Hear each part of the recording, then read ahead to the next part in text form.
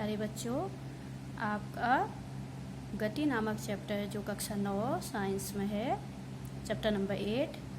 इस चैप्टर के गति चैप्टर में गति के 3 समीकरण दिए गए हैं। आज हम उन समीकरणों के बारे में आपको जानकारी देंगे कि वे समीकरण कौन से हैं और उसमें जो प्रतीक दिए गए हैं उनके अर्थ क्या क्या हैं। ठीक है, तो गति के 3 समीकरण हैं।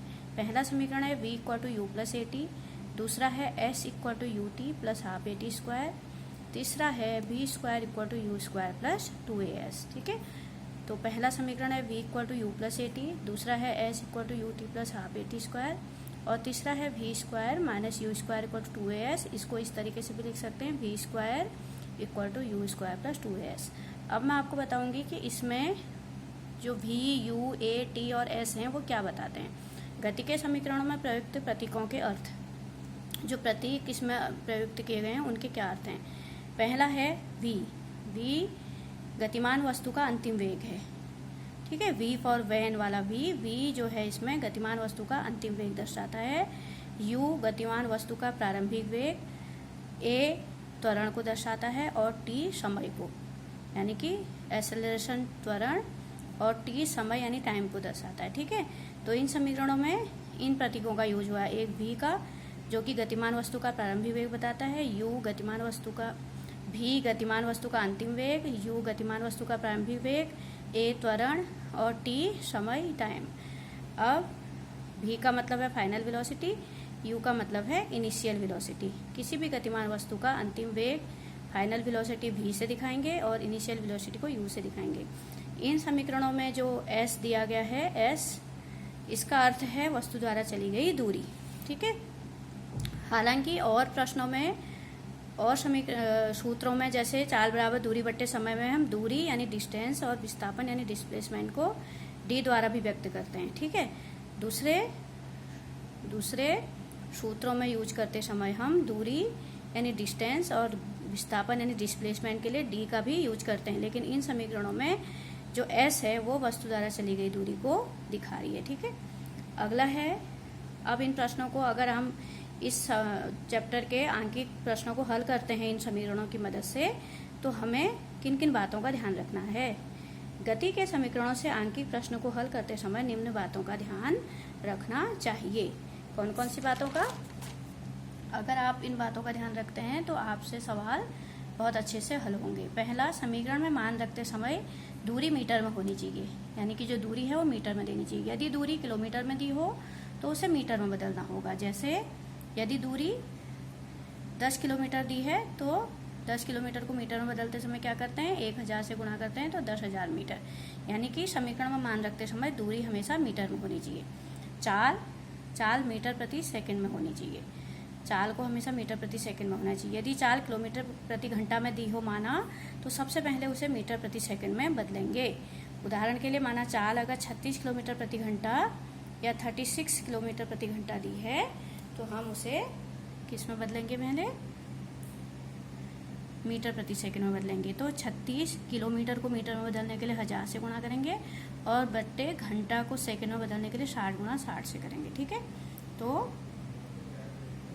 36 गुणा, जब हम दोनों जीरो से ये 2 जीरो काट देंगे तो यहाँ पर 10 बचेगा और 6 गुणा 6 36, तो 36 गुणा 10 बट्टे 36 36 आ गया। और अगर हम 10 और 36 को आपस में काट देते हैं तो 5 बट्टे 18, यानी कि जो हमें 36 किलोमीटर प्रति घंटा में दिया था उसको मीटर प्रति सेकंड में बदलने के लिए हम 5 बट्टे 18 से गुणा करेंगे।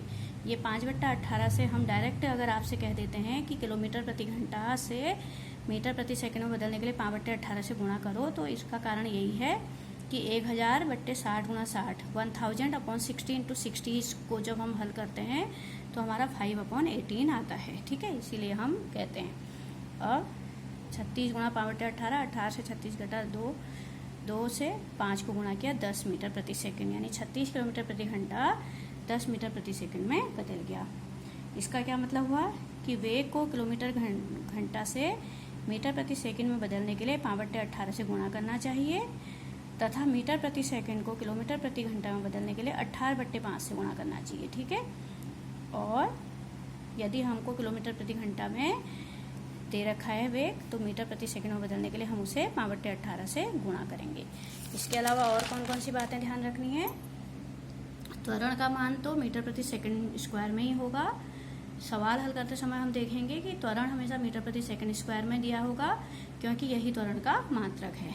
और अब समय पे आ जाए हैं। एसआई पद्धति में समय का मात्रक सेकंड है, अतः गति के समीकरण को हल करते समय सेकंड में होना चाहिए। ठीक है, समय किस में होना चाहिए? सेकंड में होना चाहिए, क्योंकि एसआई पद्धति में समय का मात्रक सेकंड है, तो गति के समीकरणों को से प्रश्नों को हल करते समय समय सेकंड में होना चाहिए। अब माना नहीं है, यदि समय मिनट में है तब t बराबर यानी 5 मिनट है माना उदाहरण के लिए, तो 5 मिनट को सेकंड में बदलने के लिए 60 से गुणा करेंगे, 300 सेकंड आएगा। और इसी 300 सेकंड को हम सवाल में रखेंगे, सबमिट करेंगे। अगर समय यानी कि अगर समय मिनट में है तो समय को सेकंड में बदलेंगे। कैसे बदलेंगे? 60 से गुणा करके। और यदि समय घंटे में दिया गया है तब, यदि समय घंटे में दिया गया है तो माना समय t बराबर 2 घंटा 2 आवर दे रखा है, तो घंटे को सेकंड में बदलने के लिए 60 गुणा 60 यानी 2 गुणा 60 गुणा 60 यानी कि 2 गुणा 3600 यानी 7200 सेकंड हमें रखना होगा। तो आंकिक प्रश्नों को हल करते समय यह बात ध्यान में रखनी चाहिए। एक और बात जो बहुत इंपॉर्टेंट ध्यान में रखनी चाहिए, आंकिक प्रश्नों को हल करते समय यह बात ध्यान में रखनी चाहिए कि यदि वस्तु विराम अवस्था से चलना प्रारंभ करती है तो उसका प्रारंभिक वेग u 0 होगा। ये प्रश्नों में आपको दिया नहीं होगा, लेकिन आपको प्रश्न की भाषा को समझना पड़ेगा।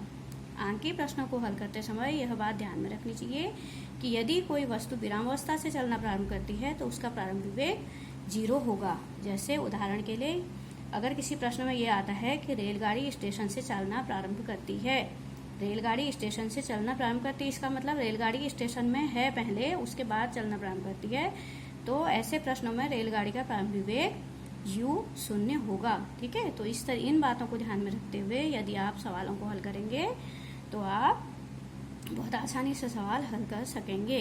तो जिन बच्चों ने मुझे सब्सक्राइब किया है थैंक यू, और जो बच्चों ने नहीं किया है मुझे उम्मीद है वो भी सब्सक्राइब करेंगे यदि उन्हें मेरा समझाने का तरीका पसंद आया है।